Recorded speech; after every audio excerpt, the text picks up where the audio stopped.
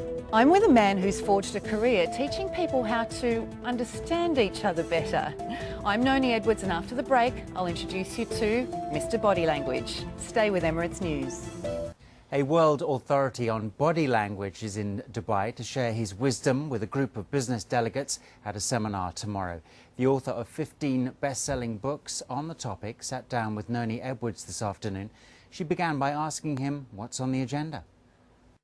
Well, we've got a seminar of business people, and I'm going to show them what happens in the first 4 minutes of meeting somebody for the first time, because in that first 4 minutes we form up to 90% of our impression about the other person, and we decide pretty quickly whether we're likely to say yes or no to anything they're likely to propose. So if you're going for a job interview or you're trying to sell an idea or convince someone, if you get that first 4 minutes wrong, you're in trouble. So we'll talk about that, and also I'm talking about the differences between how men and women's brains function and how they would perceive the same thing very differently. So in terms of gender balance, you were saying that you had an interesting story about something that you saw in Bahrain.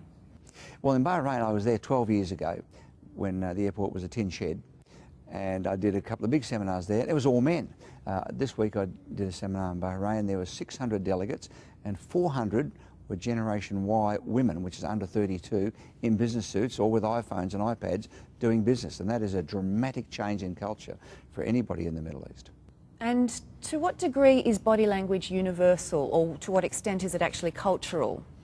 Within a given culture, all a culture does is determine what you can or can't do or say within that culture. It doesn't change what you feel or how you perceive something. In terms of body language differences, that can be quite funny. For example, this gesture here is one of the most misinterpreted on earth. In Dubai it probably means okay as the main signal, as it does in most places. In France it means zero.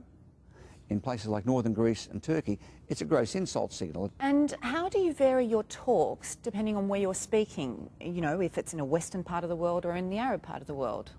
Well, in Dubai it's a very multicultural place. You've got people from every culture. You need to be aware of that if you want to be persuasive.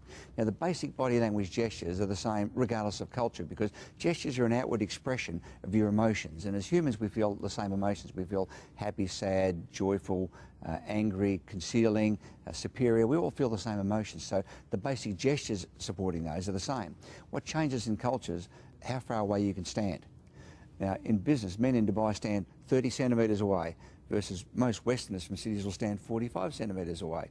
So for me as an Australian, if I wasn't aware of this, I'd think, hey, this guy's standing right in my face and I'm likely to step back just to give myself some space. Now he starts thinking Alan's a bit distant and a bit standoff, so he moves forward to make himself feel comfortable. And I think, hey, he's moved in on me again. Suddenly we've got enormous tension that's not good for business.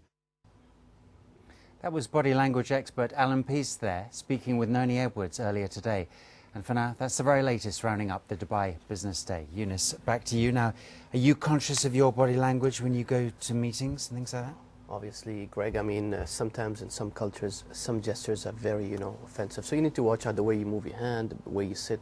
So you need to be conscious, of course. That's true, yeah. Thank you, Greg. Thanks.